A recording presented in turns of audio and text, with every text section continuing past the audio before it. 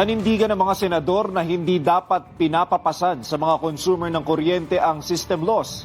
Nakipagpulong naman ang Energy Department sa Meralco para pag-usapan ang pagtanggal nito sa electricity bill. Alinsunod na rin yan sa utos ni Pangulong Ferdinand R. Marcos Jr. Nakatutok si Daniel Manalastas. Sa tao, pass on, puro pass on.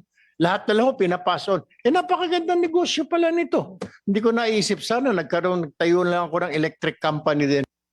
Nangingit-ngit si Senate Energy Committee Chairperson Erwin Tulfo sa pagdinig tungkol sa system loss charge. Isa ito sa mga tumatak sa kakatapos lang na SONA ni Pangulong Marcos. Ang mga senador, iisa ang tono. Bakit mga consumer ang sumasalo sa gastusing ito? Bakit hinayaan nyo ang mga distribution companies na singilin kaming taong bayan na hindi naman namin kasalanan?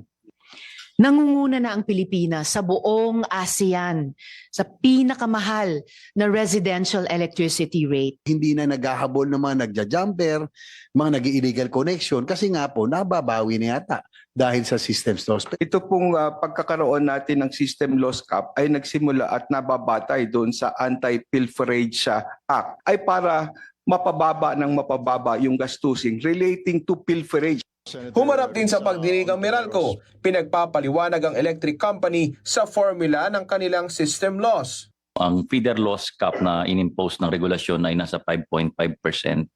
So ang Meralco po ay ang total system loss cap namin or feeder loss cap namin ay 4.22% as of 2025. So mababaho kami kaysa doon sa feeder loss cap. Malaki naman po yung gagastusin namin na operational expenses at saka capital expenditure, no? Na siya naman po ang kakarga na naman doon sa taripa. Kasi po, hindi naman papayagan ng any distribution utility na malugi sila dahil sa mga nagnanakaw ng kuryente.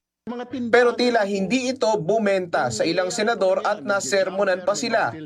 Hindi yun po pwede. Ayaw magkaroon ng losses, lumipat ka na ng negosyo. That's what my point is. That's what the people are saying right now. Bakit kami lagi? Kayo wala na ba kayong sasagutin na losses? Kailangan nyo maraming tagabantay na mga jumper, etc., illegal metering. Problema nyo ho yun. Pati ilan pang electric companies hindi pinalagpas sa pagdinig. Kabilang na ang ilang may problema sa serbisyo. Sa totoo lang ho, sinusukan na kayo ng mga consumer. Sinusukan na kayo ng mga tiga Oriental Mindoro. Mataas pa sumingil. Hindi na nahiya. Diyos ko po. Sabi ni Senate President Win Gatchalian, kung gustong mapababa ang electricity bill, dapat target ang pinakamalaking singil, ang generation charge. No? So that's why yan ang punto namin ni Senator Risa na dapat ma-audit mabuti at makita natin kung tama ang ipinapasa sa consumers.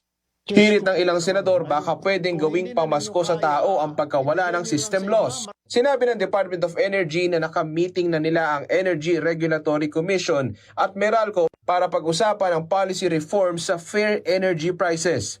Nangyari ang pulong noong Martes, isang araw matapos ang SONA. Daniel Manalastas, IBC News.